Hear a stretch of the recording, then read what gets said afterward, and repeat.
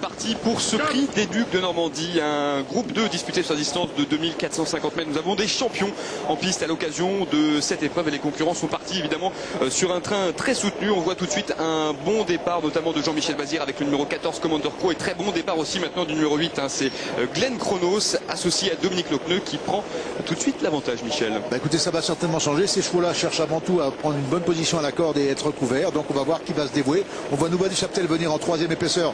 Elle aussi va chercher un dos. Et puis Oyonnax en dehors en 3. On voit Nemrod Borealis bien placé. Roch Mellois le long de la corde. Il est derrière Glenn Chronos qui est au grand galop. Faute de malheureusement du numéro 8 Glenn Chronos qui a légèrement gêné donc Roch Mellois. En revanche, ça se passe très bien en tête de la course pour l'instant pour le numéro 16 Nouba du Chaptel qui a l'avantage. Mais Jean-Michel Bazir, on lui met la pression avec Commander Crow, le numéro 14 qui vient tout de suite aux avant-postes. On voit aussi qu'Oyonnax s'est rapproché. Michel, le numéro 15, Oyonnax qui est contraint de progresser en épaisseur. Malheureusement depuis le départ où il a une position qui est pas trop enviable dans l'immédiat. Maintenant, voilà, ça revient maintenant vers l'extérieur. On voit Nemrod Borealis qui va se rapprocher de la tête. Espérons pour lui qu'il trouve un dos. Là, ça va être chose faite maintenant. Oui, et c'est Jean-Michel Bazir qui a donc l'avantage avec Commander Crow. Ça se passe bien pour l'instant pour ce cheval qui vient de renouer avec la victoire en Scandinavie. Il a donc l'avantage avec Jean-Michel Bazir qui contrôle pour l'instant la course. On voit derrière lui le numéro 13 qui s'est bien rapproché, c'est Nemrod Borealis, avec le 16 aussi Nouba du Chaptel qui est là, et le 15 bien sûr Oyonnax, le tenant du titre, donc qui patiente, tout comme le numéro 4 Roch Mellois qui est pour l'instant derrière les premiers. Le rythme est pour l'instant pas trop soutenu, Michel. On a repris en tête de la course. On a repris. Alors une très belle position pour Roch Mellois qui, contrairement à son habitude, là se trouve très bien placé à la corde.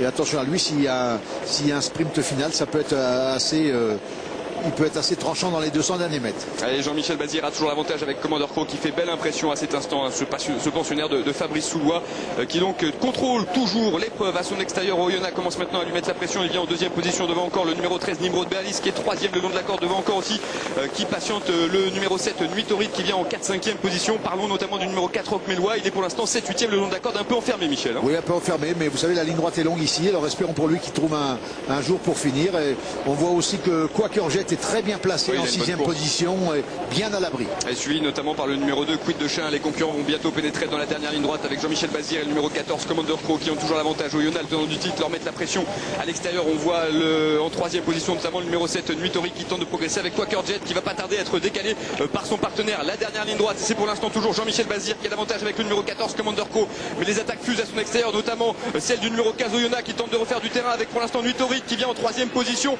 Et on voit aussi à l'extérieur Quaker Jet qui commence à revenir avec aussi Quid de Chien, le numéro 2 qui est lancé tout à l'extérieur par Pierre Lévesque. Il reste environ 150 mètres à parcourir et c'est pour l'instant Quaker Jet qui prend l'avantage, qui va sans doute remporter avec la manière. Cette course est magnifique. La deuxième place sans doute tout à la fin pour le numéro 2 Quid de Chien. On a vu le numéro 15 Oyonnax se comporter très bien. On a vu une remarquable fin de course celle de Roch Mellois, le numéro 4. Quelle belle note sur Roch Mellois. En tout cas, écoutez, Michel, on a assisté vraiment à une très belle victoire de Quaker Jet. Un succès mérité pour je vous dis, c'est dans son jardin. Il a eu un parcours de rêve. Il a réussi à sortir dès l'entrée de la ligne droite et venir en progression. Et il l'emportait somme toute assez facilement. Et c'est vraiment une très belle course qu'il a faite aujourd'hui. Et la deuxième place donc derrière pour le numéro 2 Quid de Chien qui se comporte remarquablement à ce niveau. La troisième place pour Oyonnax qui est irréprochable. La quatrième place reviendra sans doute à Roch Mellois qui a vraiment tracé une très belle ligne droite. Pour la cinquième place, c'est pointu entre Nuit Torride, le numéro 7 et Commander Crow, le numéro 14. En tout cas,